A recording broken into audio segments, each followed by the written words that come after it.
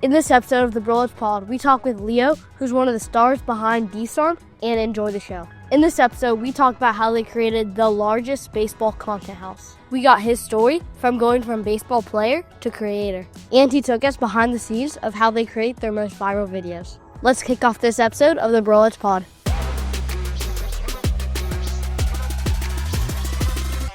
So about a week after we filmed this episode with Leo, his family's house was tragically burned down in the LA fires. And we wanted to do something special for Leo, for his family, and the entire community that was impacted by these devastating fires out in the Los Angeles area. So what we wanted to do is do something with Arete Shades. And for anyone that listens to this episode, heads to areteshades.com and uses the promo code LEO, L-E-O, you're not only going to get $10 off of a pair of Arete Shades, but 100% of all sales is going to be donated to the GoFundMe that was created for Leo and his family. So not 100% of the proceeds or the profits, 100% of all sales using the promo code LEO will go to the GoFundMe. We've already personally supported the GoFundMe, and we want to support these guys, helping them to get back on their feet. And look, the memories aren't going to be able to be replaced that easily, but if we can help them just a little bit in this community to help them to start their next chapter,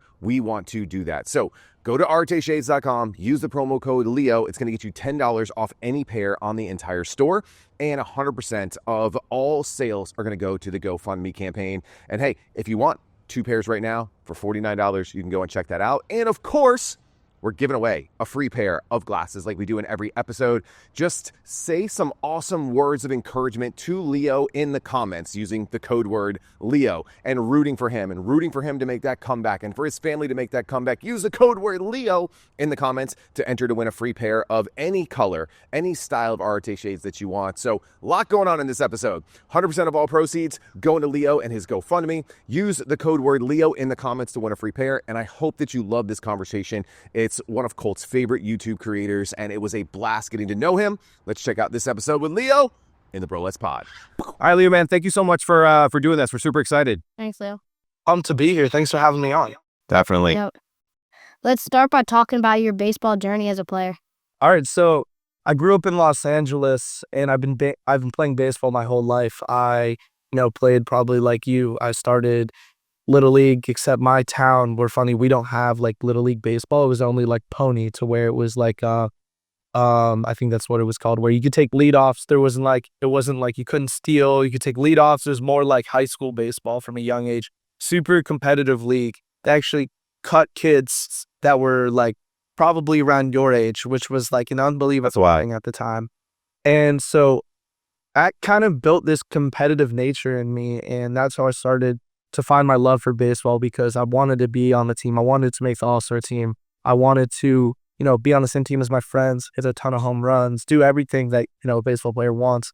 And so kind of from a young age, I knew that I loved baseball, and baseball was my sport, and that I wanted to play in college. So kind of everything from, a young age to high school to college was always with the motivation of getting to the next step.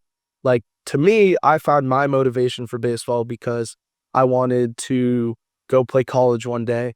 And I knew that that would take, being in the gym, it would take being a strong and like impact player in high school.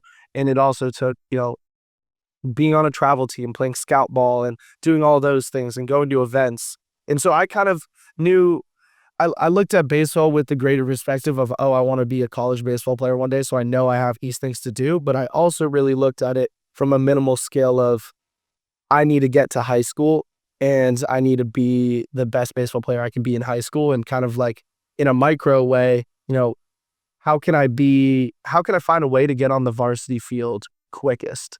And so I basically was a catcher all my life until real high school time. I was a catcher. I like to say I was pretty strong at catching, but I had a good arm. That's really what it was. I wasn't, I could block decently. I didn't have the technique incredibly well, but I had a good arm. So I pitched a little bit in, travel ball as a kid in Little League. And so then when it came to high school, it was like, all right, well, I want to play varsity baseball as soon as I can. And we have two or three maybe catchers that are all older than me, and one of them was just 1 year ahead of me, and he was really good. And so I said, okay, well, maybe I'll start pitching more. Started pitching more, and quickly I realized that like I was one of the guys that I was like 6'1.5" as a freshman, haven't really grown much since that. And I, so I was, I could throw decently hard for a freshman. And so I found my way onto the field through pitching. And that was, JV, I would pitch, but then I would also get, some innings with varsity, and I would practice with varsity. And then eventually I realized that there was an art to this and an art to pitching. And I needed to master my craft. I needed to lift with the idea of being a pitcher. I needed to throw with a routine. And that's where I really realized like that was my ticket into college baseball, was being a pitcher. A college baseball team, they could have like, 15 pitchers. Some guys maybe on, like a practice squad, or, maybe they travel with 10 or 11. And basically I was at this point in high school baseball to where I was realizing that pitching was my gateway to college. And I basically obsessed over it. I had this coach that was my pitching coach in high school. It was a great situation. He wasn't just one of those guys that was like, knew a little bit about baseball and was going to help with the pitchers. He studied at the Texas Baseball Ranch. He trained with the Aroldis Chapman. He could throw 95 miles an hour himself, and he really believed in me. And so we would go pretty much every couple days, and he would train me, and he would lift with me. And it was one of these mentors that you'll have in your baseball career that it's bigger than the sport, essentially. Like he, would come to my house and train me. We'd go and he'd find time to always make it work. And that was a big part of my career. His name was Zach Smith. And that's what really developed me into being a college baseball player. And so in my high school career, it was about my junior year of high school, and COVID hit. And so I took COVID to really just train as hard as I can, be in the gym, throw as hard as possible. And then I had some like walk-on opportunities in California for D2 schools. And, but I was really nervous about playing college baseball, and I wanted to play college baseball. And with COVID, I wasn't sure. California was a little bit slower on, opening everything up. So I went to a school in Ohio where I really loved the coach, and I played there for a year. And I was just a freshman year to play. I got onto the field, I think like 9 times. I traveled with the team. I was always practicing with the main squad, and I really got a nice taste of college baseball. And you'll see as you go up levels, like kind of shock of like when you're the younger guy facing older guys. And like I was a 17-year-old kid who just went to college, and I was like, oh, I'm going to be the man, you go once a game, like I was getting 12 strikeouts, pitching 6 or 7 innings every game in high school. And then I'm in college all of a sudden, and I'm facing grown men, and, you're going to give up some hits, and it's going to be humbling. And it was a great experience because I, was able to throw strikes and throw kind of hard. And my coach really just gave me a lot of opportunities as a freshman. And those were opportunities that I valued even more, especially as I got older, because I ended up quitting college baseball. And if it wasn't for my freshman opportunities, I wouldn't have really had a taste of college baseball and had the opportunity to say, okay, when I get to this content creation, I'm okay hanging up the cleats because I had my time and I did what I wanted. I accomplished the goal. I pitched college baseball. Love that story. And kind of, again, just seeing opportunities of like, how do I get on the field the fastest, right? I might need to adapt. I need to make some adjustments. Exactly. And a really good segue into content creation. Like where did that play a role? Like, were you doing any of that stuff just, for fun on the side in high school? Was it something in college? Were you not even doing it for baseball at all and then kind of landed in that world? How was that segue for you? Of course. I have always been the kid who watches YouTube. I've always been someone that wants to be, you watch something on TV, I want to do that. Like I've always had the mindset of, okay, like, how can I do this on some small scale? What can I make on social media that would be fun? And so I started a YouTube channel,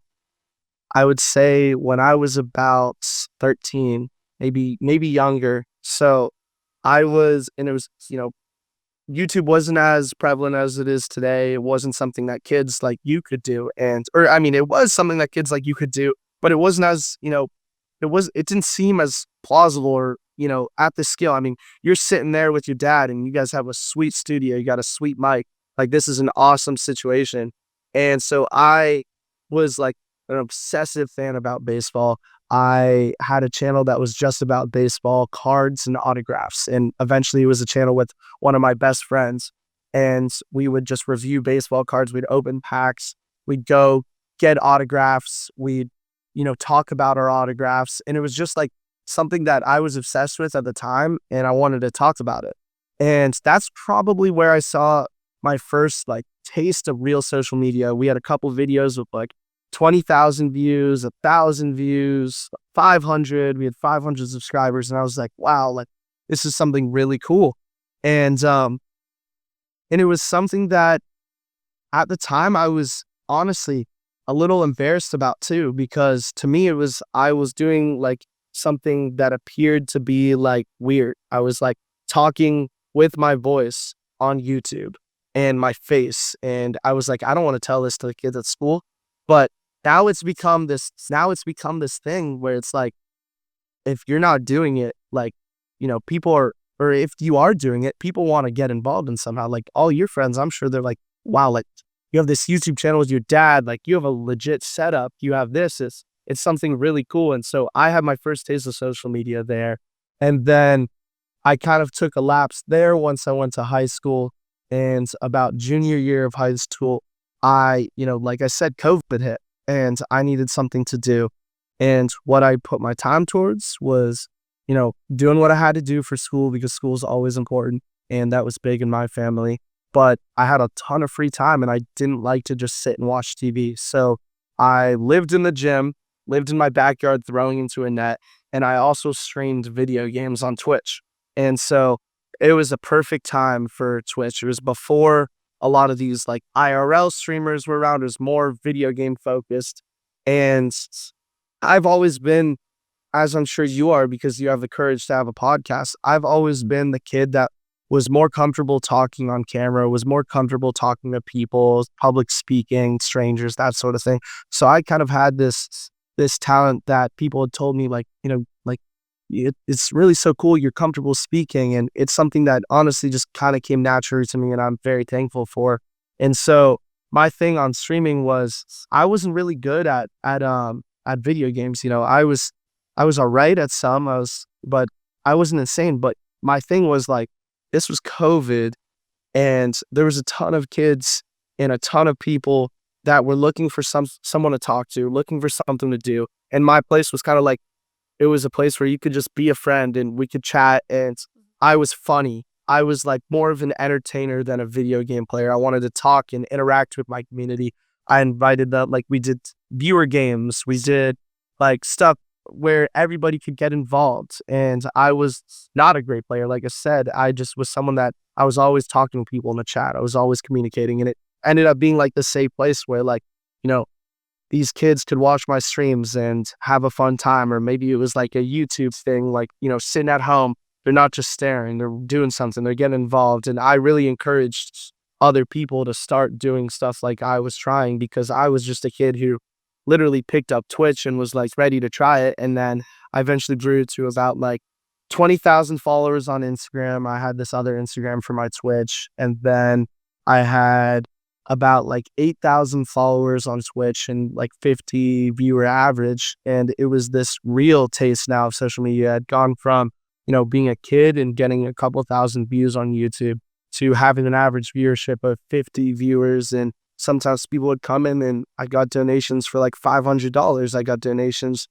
and a subs. And it was this real thing where I was like, these people are actually, I'm making some money off this, Mom. Like, I'm not just playing video games up there. Like, I'm interacting with people and I'm meeting cool people and I'm building these friendships even with other people that are online doing social media. And I basically figured out that, the way I was going to succeed in this sort of thing was just being someone that you could talk to and appeal to others. And like, that's really what the key to my whole social media career has been, is just, let's have a conversation. Let's talk this. Let's try this. Let's, be open to anything. And so I went from streaming to doing streaming and also helping with social media management. I was so a person that is obsessed. So like when I'm doing something, I get obsessed with it. And I love baseball. I'm obsessed with baseball. I love social media. I'm obsessed with social media. And so I would watch it. I'd watch a ton of content. I'd encourage you to do the same thing. Just watch a lot of stuff, pay attention to the detail. And so I watched a lot of YouTube content and realized that I had a knack for, helping other people. And that's what my biggest thing was. I wanted to help other people. So I started doing social media management and running TikToks and Instagrams for these super big esports players, these guys that were making millions of dollars playing Fortnite. And I was doing that for them. And then college baseball was coming around and I was streaming every day and that wasn't going to be possible. And I was doing a lot of social media work that had to slow down at the time. And so I took the step away. I kept about one or two of my clients and then I went off to college baseball. Starting at 13, just something that you love. And obviously that's what we're working on here as well, to finding streaming, to, I think you figured it out, man. It's about entertainment. It's about, making people belong and feel like they're part of a community. And I love that. And so that kind of leads us into where you're at now, right? Yeah.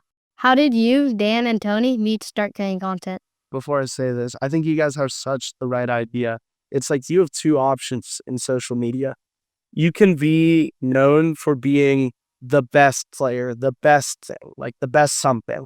Like, Ninja, when he was growing on video games, he was the best Fortnite player at the time. Way back before everybody played Fortnite, he was the best Fortnite player. That's why people watched him. People watch other creators because they're the best football creator. They're the best football player. Like people watch Ronaldo because he's the best soccer player.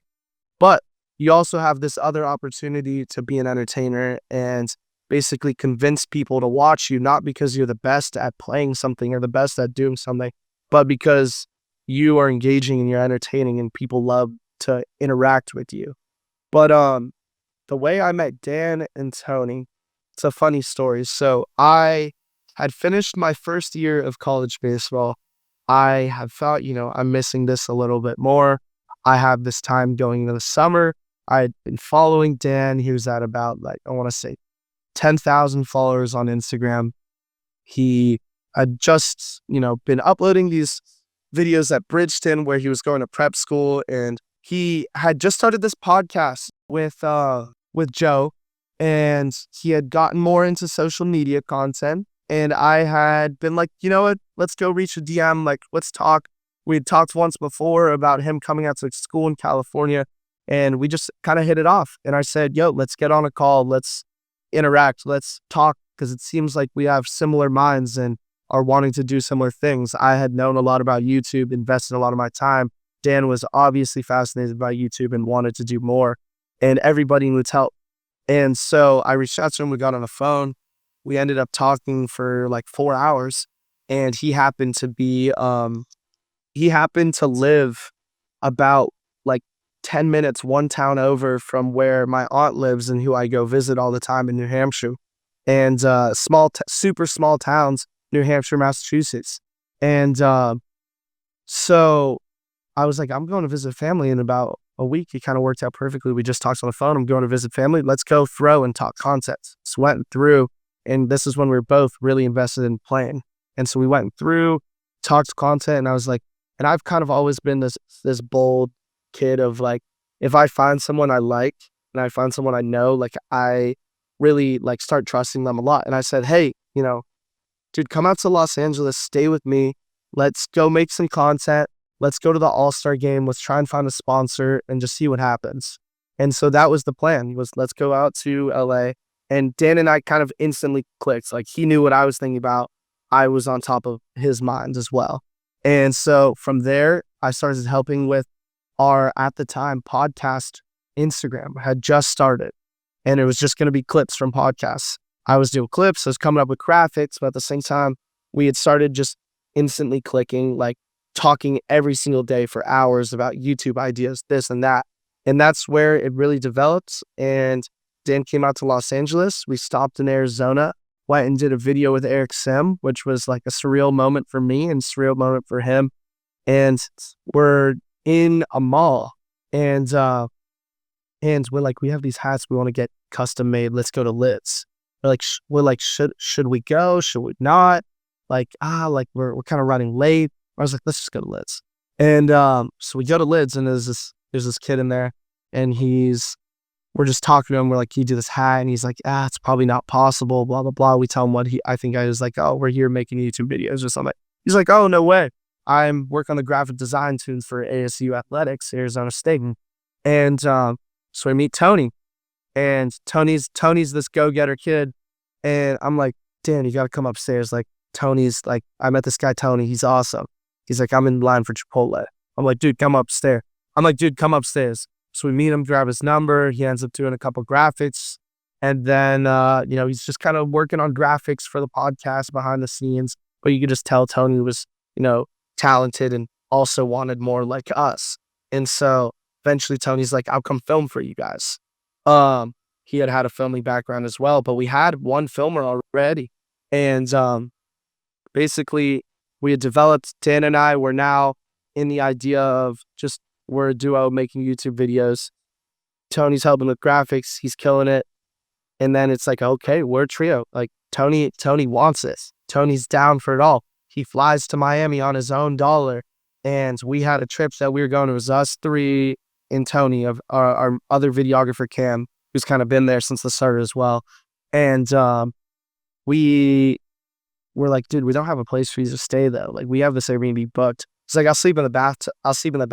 Sleeps in the bathtub, comes, takes photos with us. And this is like this immediate thing where we knew Tony was about it. He wanted to do it. You have to have your core group.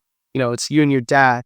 And you guys know that, you're always going to be up for a podcast. Like, some people aren't always game for this stuff. Some people get sidetracked. They move on to other things.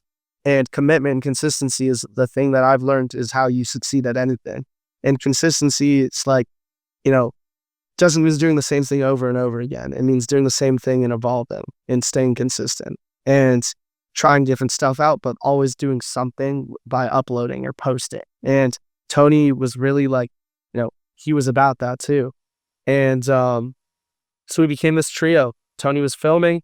I was kind of producer role, coming up with video ideas with Dan, and cold emailing, sending DMs, reaching out to so many people. And then it kind of became this thing where had the facility tours, they're successful. We're going on trips now. We're doing this and that. And then it kind of like slowly developed as we all went on camera to where, Dan's the face of the DSARM channel, but Tony and I are characters of the channel as well. We've come like the Mr. Beast crew of DSARM, if you will.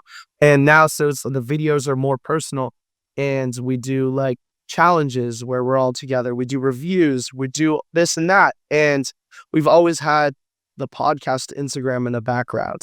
And that is where Enjoy the Show started. We were like, okay, the podcast isn't happening right now. What can we do? It became Enjoy the Show, behind the scenes content, other baseball media. And now it's a content house in Los Angeles, and it's the biggest baseball creators in the game. We got the Bat Boys downstairs right now. We have Gabe in the room down the hall. Dan's right next door in the other room. Tony's downstairs. Our other friend, Matt, is at the other side of the house. Like, we are all in one place with another channel that we started now called Enjoy the Show. And that's kind of where we're at today. Back in, I'm dating myself now. This is 9 years ago. I was hosting a reality show for Amazon, and we went to Logan Paul's content house. It was called Team 10 back then, and same concept, right? And it was, this was Vine. This was early days of that. And, there was a dozen of them in the house, and the collaboration that comes from that, of just walking into somebody's room and being like, yo, here's my idea for the video, and getting their input and making it better, and you one-upping each other. And there's something so cool about that. To see you guys doing that in obviously in this, industry, in the baseball world is super cool. So we're going to dig into that a little bit. What does your content team look like? I'll give you the breakdown for DSARM and Enjoy the Show, because they're a little bit different. For DSARM, it's like we have a team of 3 that are really day-to-day internally working. It's myself, it's Tony, and it's Dan. And then we have graphic designers that work weekly, and they're building our thumbnails and working on that. We're going to expand and have a team of ideators, people that are helping with ideation and coming up with ideas. But for YouTube channel, it's really us three. And then we, source out graphic designers when we need to. We have a team of videographers that are ready to come shoot. Matt is also part of the DSARM channel, here and there, helping with filming and being in videos and stuff like that. But our content team is us three. Dan edits all the videos. I produce the videos. I reach out to people asking them if they can give us access. I get on the calls. I get on, the Instagram DMs. I'm coming up with video ideas. We're all coming up with video ideas, and we're coming together. And Dan will be like, all right, yo, can you get this video done? Like, I have this idea. Or I'll be like, Dan, I have this idea. What do you think? And he'll be like, oh, I got this idea too. Like, we all are in a group chat talking ideas, and, they all develop off of each other. I'll have one idea. Dan's got something to add on to that. Tony's like, oh, what if we did it this way? And it works perfectly that way. We have a perfect balance there. And, we have meetings once a week. We have, one-off conversations all the time. We go in each other's rooms and just scream out ideas. That's kind of like where Dan and I's heads at. Tony's more of like the balance coordination, which is great. And I'm more of like, I'm very organized in my craft, but I'm always ready to like do something whenever. So it's like, oh, Dan's like, I'll be like, Dan, what if we did this and that? And then it's like, okay, here's this video idea that's now on my document. And we have these master documents for ETS and DSARM. It's got schedules of upload dates, when we're filming, the title of the video, a thumbnail concept, voiceover notes, all sorts of things like that. And that's really how we develop there. Enjoy the show is a bit different. We have myself who uploads the videos. We have an editor, his name is Diego. He does so much for our channel. We have Matt, who does a lot of the ideating and coming up with a production like me. And Dan is more of like the sit back and give more of a bird's eye view there, with it's like, okay, let's go this direction with this, or let's start thinking that. And Tony is also in the weeds of the production and the ideas. And really, that's the thing, is the way we succeed is everyone comes up with ideas. Matt will take lead on a lot of the video. Matt and Tony will set up the cameras and everything.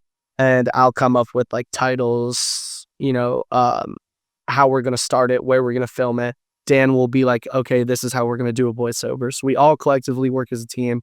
And then Liam and Eric have their flow where they just come in and they're like, oh, let's add this energy here. And Gabe's like kind of perfect for camera. So it's always great with him. And he's more of like just be on camera guy. And, we all balance each other out, and we're all super focused on what we're doing, and we live in the house together. So it enables us to work harder. What do you think the difference is between shorts with millions of views and some that don't? That's an interesting question. There is a science to all of it. And it really depends. You have these viral moments, these moments that I like to call just like noteworthy moments, like in real time, noteworthy moments. These are stuff that happens that without much manufacturing on editing or whatever it is, it might do well.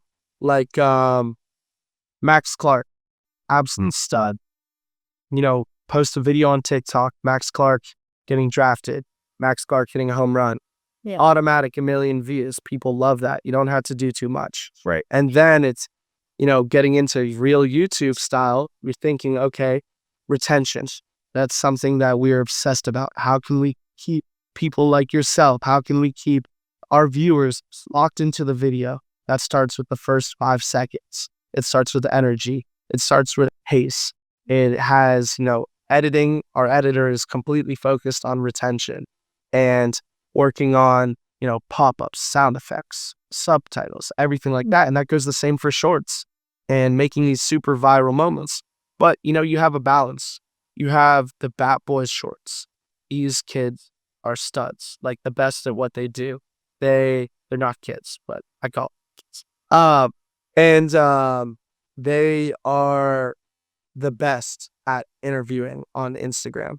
They have the best there. So they don't have to do too much because they're stars. They found this niche that hits. And that's what I encourage you to do, is just keep trying stuff, get interested and try it.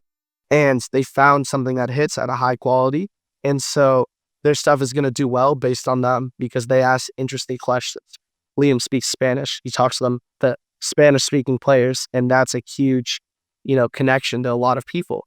And then you have stuff that we do that's on DSARM where it's like, we got exclusive access to blah, blah, blah, blah, blah, blah. And we're really trying to loop in viewers, trying to provide value at it at the start and say, this is why you should watch us in the first 2 seconds. And then, we have our ETS where we like to be more ourselves. And that's where we're trying to build more of us as cool people. That's what I'm heavily inspired by FaZe Clan. I'm heavily inspired by them. I've been watching them since I was your age. And I'm fascinated by making things that aren't traditionally cool and making them cool. And so baseball, a sport that is seen by many as something that is, people call it dying when it's not actually dying. Viewership went up 8% last year. It's a traditional sport. It's an older sport. So I'm like, how can we go with this generation, with people like Jazz, with people like Max, with other creators like yourself? How can we go with this flow and make baseball something that's cool and widely recognized by pop culture? And that's where I'm most motivated. And that's making documentary style YouTube videos super high quality. That's made me, a content house in LA with baseball creators. It's pushing the limits. It's like trying merchandise. I was just wearing this camo hat. It's something that I don't think our viewers would traditionally attract to, but it's something I want to try and see if they'll like it and see if they'll grab onto it. And it's really, trying to make something that isn't seen by the wide perspective as cool as other things and seeing how cool we can make it. Let's jump into the most viewed long-form video, the Overnight Stadium Challenge. Can you walk us through that video from concept to idea to filming and seeing it take off? The overnight video, man, that is a video that has so much to unpack. It'll show you how much a YouTube video has diversity in the sense of sometimes you don't even need to think about it. And we were filming this video that I'd planned in Fullerton. It was with softball girls that we ended up Dipper. It was like adults versus D1, average adults versus D1 softball girls. And we ended up doing it, but the video, it had some logistics stuff that didn't work out. We're in the car. We need a YouTube video. All of us are packed in. We're like, what if we went to the Dodger game? Saw how long we could stay at the stadium. And it was with, positive mindset. Anytime like security guard comes up to us, we're going to leave. And, that video, it did come with like a learning moment. We had to be careful about what we do. We had to not encourage certain things. And that video is great. And it was worth it to us. We learned a lot. We got, solid amount of views. We got a lot of recognition, but a lot of people did end up knowing us for, you're the guys that try to stay as long as you can at Dodger Stadium. And sometimes that stuff has a positive impact and sometimes it has a negative impact. And something that we do because we try different stuff, but there's always learning experiences from these type of things. And that was a great video. It didn't involve much concepting. Matt was in the car like, what if we did this? And it worked. And it was a 1 million view video.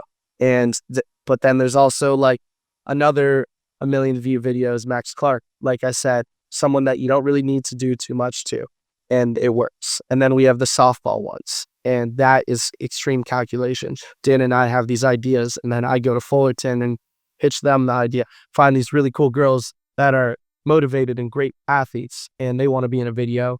And the concept, the thumbnail, the title, it's all pre-calculated. On this one particularly, or any of them, like, when do you know that, like, you've got something, like, when it's a hit? Because, I know he watches this stuff, like, religiously, his teammates, all of that stuff, and they couldn't stop talking about this one in particular, right? Like, and I think this one just instantly was like, oh, shit, we got something really, really cool here. YouTube Studio, something we obsess over. It's, it gives you a ranking on how the views are doing in comparison to your last 10, 1 out of 10, 2 out of 10, 3 out of 10, everything like that. And so, sometimes we have videos that are 1 out of 10 and they start 1 out of 10 and, it's going to be a banger and it stays 1 out of 10 for a long time. and the video does incredibly well. And it's like, okay, this video's got 100,000 views in 24 hours. It's a hit. We also have these videos that start slow, start 7 out of 10, start 8 out of 10. And, maybe it's outside of baseball season. Maybe the idea just needed more time on YouTube. Maybe it's just the algorithm doing something that it does. And we've had videos that start super slow, 80,000 views in a week, which is like slow on our scale of like we like 100,000 views per each upload.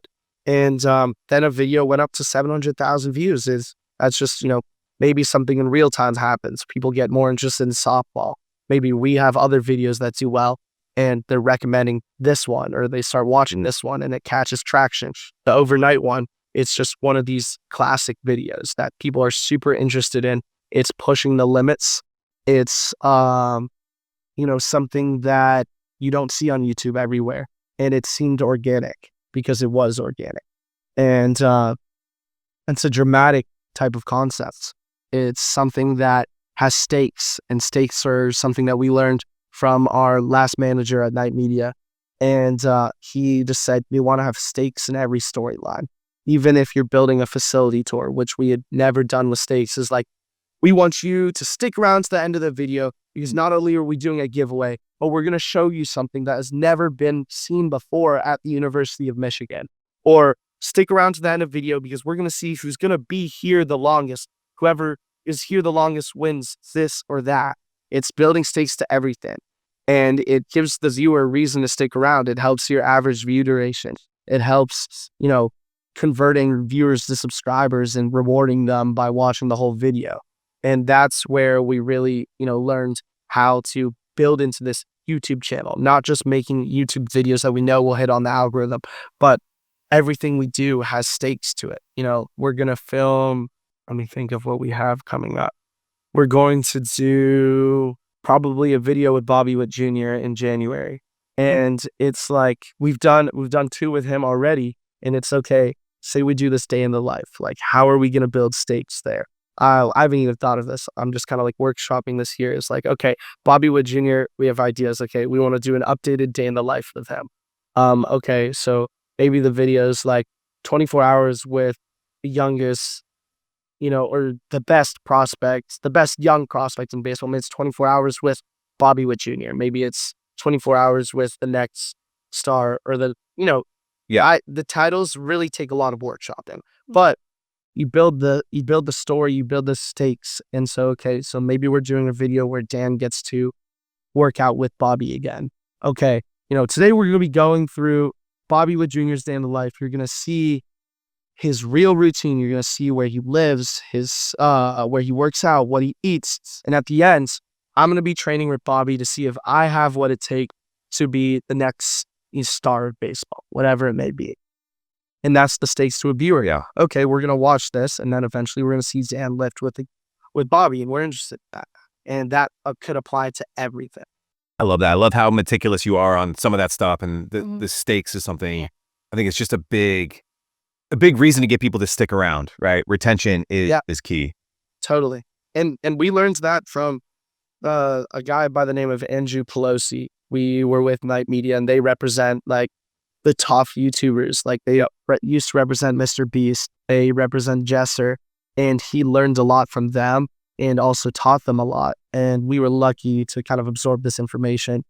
And that's something that I encourage you to do as well, is just talk to as many people when you're on these podcasts, ask them questions like you are, absorb information and really go and do it. Because that's the next thing. It was like, okay, we know what this means. We know what stakes means. How do we implement that into everything? It's really taking a video and thinking, okay, like I'm doing this podcast with Leo. What's my stakes here? It's even harder on podcasts. The stakes is, maybe you can provide some sort of value into a channel that people don't know as much of behind the scenes. Maybe something like that.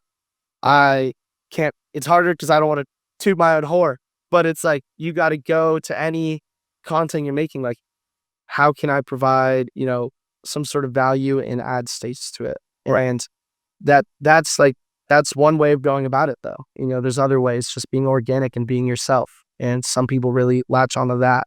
And that's what we're trying to do more with Enjoy the Show, is how can we be more of ourselves and find enjoyment in that and fulfillment in other people like that? And that's kind of what we've developed, is where we've drawn people in with the stakes and the storylines and the titles and the thumbnails. And now people are interested in hearing more about us. What's your favorite video you have created? And can you share a bit of the process to create it? I'll give you one on the ETS channel, one on the DSARM channel.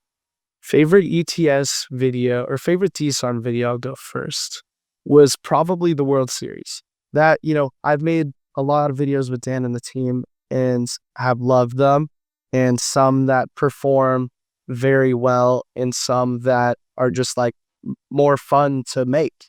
But the World Series, as a kid from Los Angeles, being on the field when the Dodgers won the World Series and celebrating with the team and interacting with our friends on the team, getting the goggles from the clubhouse that they gave to us, and all this, it was the most surreal moment of my life and out of my social media career.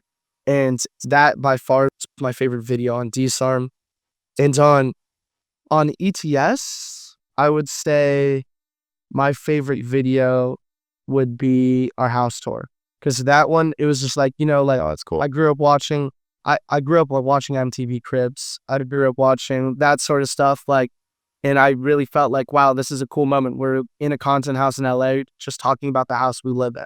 And it did over 100,000 views. And that was our first real squad YouTube video. And that one is just sentimental to me for sure. I want to talk about, so you guys do a lot of challenges, a lot of competitions, a lot of giveaways, things like that. Yeah. I want to go in the opposite direction of what we've been talking about, of have any of these challenges gone wrong, or like the crazy stuff that just happens behind the scenes of these videos? Would love, a cool story of behind the scenes of maybe a challenge gone wrong. You have these moments that are perfect. Like Dan went super viral when we did a video with Eric Sim, and Eric Sim hit like a 480-foot bomb off him. It was like, can we say? And it was like 450 or something. And that went super viral, and we're like, oh, that's perfect. You have these moments that are perfect for virality. And sometimes we have these where it's like logistic scrambles. Like I have had to do like really last minute things, or like we were at a field once doing a home run derby, and we had been said that we had this one type of insurance, and then they said you have to have this other type of insurance. And I had to basically get this like park ranger to drive me to a Publix, which is the grocery store in Florida, and do like a pay order to expedite this insurance. And while the players are like getting ready for this home run derby. Oh my God. And it's like stuff like that, like logistical nightmares, or like stuff where we just make stuff happen. And, we all rise to the occasion. We help each other. We help the Bat Boys. Bat Boys help us. Like, say stuff goes wrong, like we're all there for each other, and we usually find a way to make it happen. I'm trying to think. We just did this challenge video with Momentum that isn't out yet. I could say like I was in one of the races, and like I was like running so hard I fell and got a concussion. Like that was like that stuff. It's like brutal, but that was some of the most fun we'd had filming in a long time, because we are just the creators. We just enjoy the show as a squad in their video, and we just get to be ourselves and have fun. Other times where it's gone wrong, like essentially going wrong was the time where we did the overnight video because we had the forwards in and it didn't happen, and we were kind of pissed off, and then we ended up with a 1.9 or 2.7 whatever it is now million view video. And that was like a moment of like, you have to be adaptable. You have to adapt to things and change and, really make stuff happen. Anytime you go and film a video, it's not going to go the way you want, no matter what. It's not going to go perfect to how you describe it and write it out. You're going to need to, adapt. And the Bat Boys do a really good job of that, of being in these tight areas where it's hard to get an interview, and they get it done. And it's like, okay, let's grab you for 2 minutes, and it's loud, but let's lock in. And that's like, we've had those moments too where, you got a short window, let's just make it happen. Or, getting onto the fields at the World Series, it was tough. Like we had to talk to a bunch of people super last minute, get on the field, and all of a sudden we had passes for the next 3 days, and making those leaps. And kind of like something we did early on was, when Dan came out to LA for the All-Star game, it was just a big networking time for us. We wanted to meet as many people as possible. And you could do this anytime you do it. I see like the Lathan, the umpire kid, he does a good job just talking to people. And he's someone who probably around your age of some sort. And we were like, okay, I know where the players stay in Los Angeles. I know the hotel. We're going to park at this hotel, get a parking ticket there, then Uber to the stadium or take a train to the stadium. And then we're going to be able to get in the hotel because they have these super strict access. You have to have credentials. You have to have all this. And I would just kind of walk in there confident with Dan and we just flash our parking ticket and they'd let us in the hotel. And all of a sudden, one of these days we're there for like an after party of the All-Star game and sitting next to Vladimir Guerrero Sr., seeing, Pete Alonso, talking to Liam Hendricks, meeting some guy who started on the Hamilton, theater. It's just like, it's crazy. You just have to put yourself in these circumstances to where you're really like seeking discomfort and trying new things and talking to people, and talking is your biggest strength. And, there's always these opportunities that come from absolutely nothing. And there's always these videos that don't go exactly how you plan them, and you just adapt and make it happen. We're filming this right after the new year, so everybody's coming with their predictions, their end of year reviews, stuff like that. I want to go with a hot take. Like, as a creator in 2025, what's a hot take for you? Is it AI? Is it technology? Is something, a format changing? Is there something that you believe in? Like, what is Leo's hot take for creators in 2025? I think that the Mr. Beast style of challenges will continue to evolve. Like, when I say Mr. Beast style, I say like, welcome back to this and that and that. We're going to be giving away $1,000 and doing this. And that is going to continue to evolve to high levels, and and creators are going to be pushed to do things like he did with the Beast games and everything like that. That's not essentially my hot take. I know that's going to be there, and that's something we're going to be doing for probably the rest of our time on YouTube. But I do think that YouTube is starting to shift to where they value organic conversations like these, and they value organic personalities. And we're going to have these two sides of YouTube. That's Mr. Beast. And then we're going to have the streamers that are influencing a lot of real conversations and in real time stuff that's going to make people want to just talk more like themselves. And I think that'll be something that shifts in 2025. Streaming will continue to grow for sure as well. What's some advice you'd share with young creators trying to grow in the sports creator space in 2025?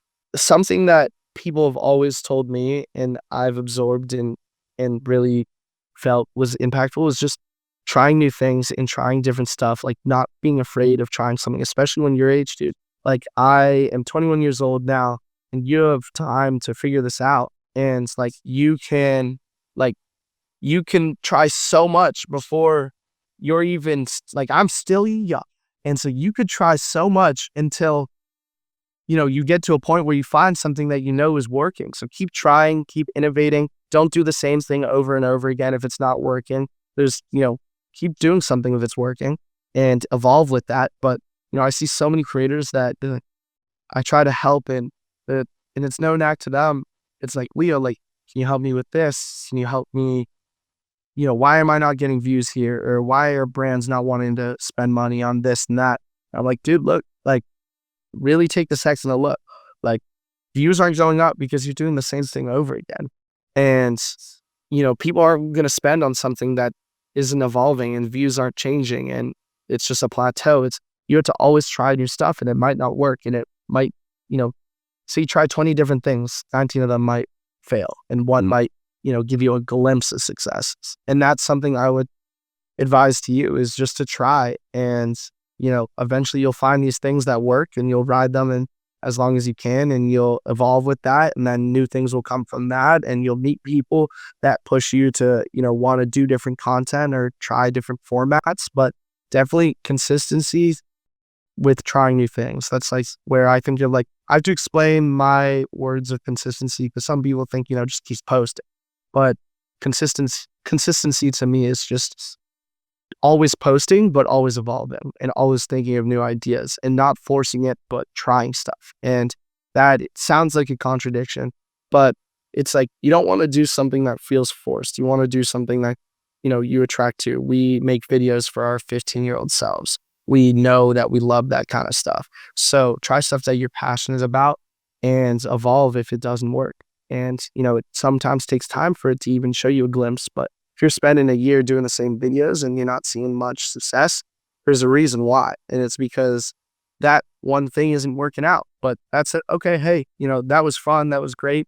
That was my foundation. Now I'm going to try this. Such great advice. Could not agree anymore. And I think the cool thing with him, being 12, you being 21, well, kudos to you, 21 and doing what you're doing. Like, that's amazing. So that's amazing. Is you got time too, is like, man, like with this podcast, I keep telling him like, hey, if we do an episode a week, let's say 50 episodes a year, by the time you're 16, you could have 200 connections and people and who can introduce me to who. Like we did the pitching coach for the Pirates. And I'm like, hey, when you go start getting recruited for college, he's a phone call away now. Like a guy that's literally working with Skeens. Like the video starts taking off. Hey, let's hit up Leo. Or, we've interviewed a bunch of D1 guys, and like, it's just, but it's that consistency.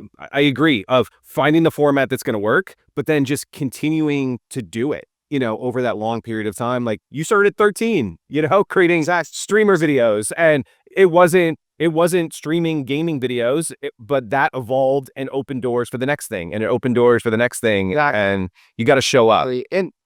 And there's always two sides of this, like I've kind of said with everything, is, you have those people just like in baseball. You have those natural talents that throw 95. And then in creation, you have those people that are just great personalities and happen to go viral on certain things. And then you have, the people that are really calculating on this sort of thing.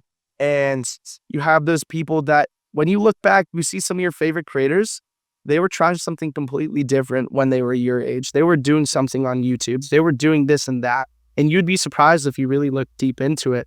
And you're like, okay, well, Dan was making cat videos once. He was making Madden Mobile videos. And I was doing baseball cards and streaming. And you're doing a podcast and doing all this baseball stuff. And it might be a hit that continues, or it might be something that's the foundation of where you get the rest of your, content ideas from.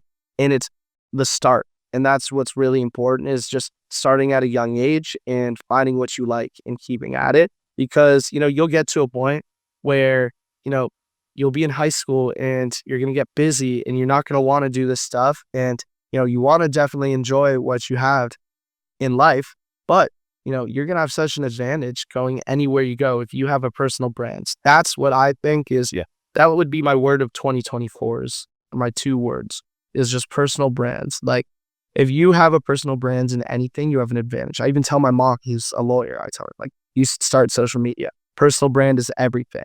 You have advantage over whatever it is you're doing. Applying for a job. Okay, I have a personal brand. There's some sort of attraction to my personality. It might be helpful here. I'm going to school. I've been working on this brand. I'm interested in marketing. I'm interested in this. I'm going to college for this now.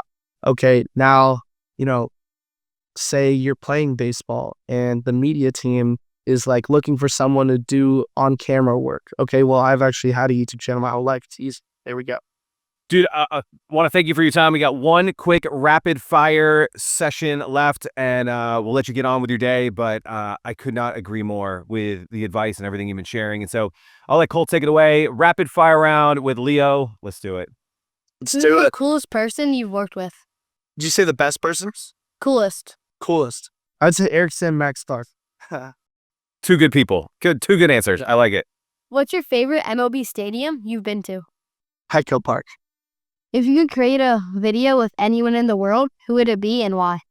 Mr. Beast, because he's the greatest of all time. The GOAT. Yeah. What is the best piece of advice you've ever received about creating content? It would be that it's okay and to fail and keep trying. What's the coolest thing that you've received for creating content?